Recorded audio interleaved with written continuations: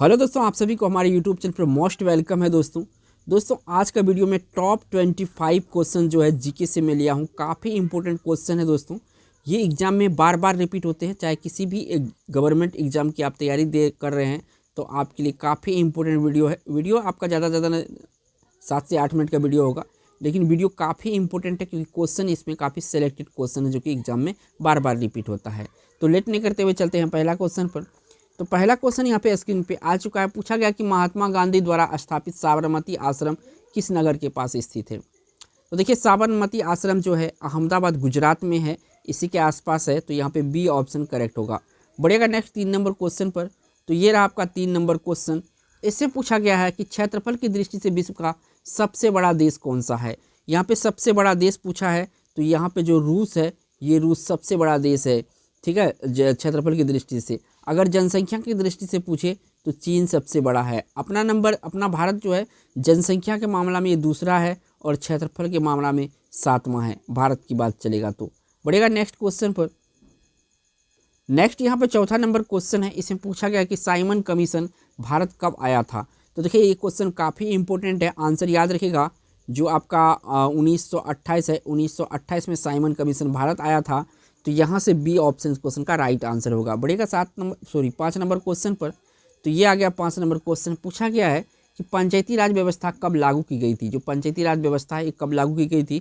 तो पंचायती राज जो है 1959 में लागू की गई थी। ठीक है ना, तो यानी सी ऑप्शन सही है। बढ़ेगा नेक्स्ट 6 नंबर क्वेश्चन पर। ये रहा आपका 6 नंबर क्वेश्चन। पूछा गया किस ग्रह को लाल ग्रह के नाम से जाना जाता है, यानी किस ग्रह को इसमें लाल ग्रह के नाम से जाना जाता है। तो यहाँ पे जो दोस्तों लाल ग्रह कहा जाता है, मंगल को ग्रह कहा जाता है। किसको? नीला ग्रह जो है यहाँ पे पृथ्वी को कहा जाता है। तो इनके बारे में याद रखिएगा, जो पृथ्वी है इसको नीला ग्रह कहा जाता है। ठीक है ना, याद रखिएगा। बढ़ते हैं आपका नेक्स्ट 7 नंबर क्वेश्चन पर। क्वेश्चन में यहाँ से पूछा गया है कि अंडमान निकोबार की राजधानी कहाँ है। तो अंडमान निकोबार की राजधानी जो है ये आपका कहाँ पर है, ये है आपका पोर्ट ब्लेयर में। कहाँ पे? पोर्ट ब्लेयर में। बी ऑप्शन सही है। देखिए दोस्तों, अगर वीडियो पे पहली बार आए हैं चैनल पर तो चैनल को सब्सक्राइब करना ना भूलिएगा दोस्तों। यहाँ पे आपको सिर्फ एजुकेशनल वीडियो मिलेगा जो कि आपका एग्ज़ाम क्लियर करने में काफ़ी मदद साबित होगा। ठीक है, बढ़ेगा 8 नंबर क्वेश्चन पर। तो ये रहा 8 नंबर क्वेश्चन। पूछा गया है कि यूएनओ की स्थापना किस वर्ष किया गया। जो यूएनओ है, यूनाइटेड नेशन ऑफ, और जो यूनाइटेड नेशन ऑर्गेनाइजेशन जो है, इसका स्थापना कब हो गया था। तो इसका स्थापना हुआ था 1945 में। कब हुआ था? 1945 में। बढ़ेगा 9 नंबर क्वेश्चन पर। तो ये आ गया 9 नंबर क्वेश्चन। इससे पूछा गया है कि भूदान आंदोलन को प्रारंभ करने वाले थे। जो भूदान आंदोलन प्रारंभ किया गया था, किसके द्वारा किया गया था। तो यहाँ पे विनोबा भावे या आचार्य विनोबा भावे जो है, इन्होंने ही भूदान आंदोलन को प्रारंभ किया था। यानी इस क्वेश्चन का राइट आंसर बी ऑप्शन सही है। बढ़ेगा नेक्स्ट क्वेश्चन जो कि 10 नंबर का होगा। तो ये रहा आपका 10 नंबर क्वेश्चन। इसमें पूछा गया है गरीबी हटाओ का नारा किस पंचवर्षीय योजना में दिया गया था। तो जो 5वीं पंचवर्षीय योजना है, इसमें गरीबी हटाओ का नारा दिया गया था। सी ऑप्शन यहाँ पे सही है। बढ़ेगा 11 नंबर क्वेश्चन पर। तो ये रहा आपका 11 नंबर क्वेश्चन। यहाँ पे पूछा गया है कि भारत की संविधान सभा किसके अनुसार गठित की गई थी। भारत में जो संविधान सभा है इसका किसके अनुसार गठित की गई थी इनमें से। तो ये की गई थी दोस्तों कैबिनेट मिशन योजना के तहत। किसके? कैबिनेट मिशन योजना के तहत। डी ऑप्शन यहाँ पे सही है। बढ़िएगा नेक्स्ट क्वेश्चन। तो ये रहा आपका 12 नंबर क्वेश्चन। इसमें पूछा गया है कि भारत में अंग्रेजी शिक्षा किसने प्रारंभ की थी। अंग्रेजी शिक्षा किसने प्रारंभ किया था। तो यहाँ पे जो लॉर्ड मैकाले है, इन्होंने ही अंग्रेजी शिक्षा को प्रारंभ किया था। इस क्वेश्चन का यहाँ से बी ऑप्शन सही है। बढ़ेगा आपका 13 नंबर क्वेश्चन पर। तो ये रहा आपका 13 नंबर क्वेश्चन। इसमें पूछा गया प्रति वर्ष 11 नवंबर को पूरे देश में किस व्यक्ति के जन्मदिन पर राष्ट्रीय शिक्षा दिवस मनाया जाता है।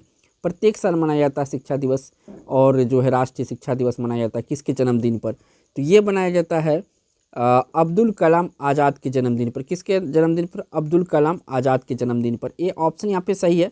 बढ़िया 14 नंबर क्वेश्चन पर। तो ये रहा आपका 14 नंबर क्वेश्चन। इसमें पूछा गया है कि हाल में ही विमोचित Nehru the invention of India पुस्तक के लेखक कौन है। Nehru the invention of India की पुस्तक के लेखक कौन है। तो इसके जो लेखक है ये है आपका शशि थरूर। कौन है? शशि थरूर जो है द इन्वेंशन ऑफ इंडिया पुस्तक लिखी है। तो यानी बी ऑप्शन सही है।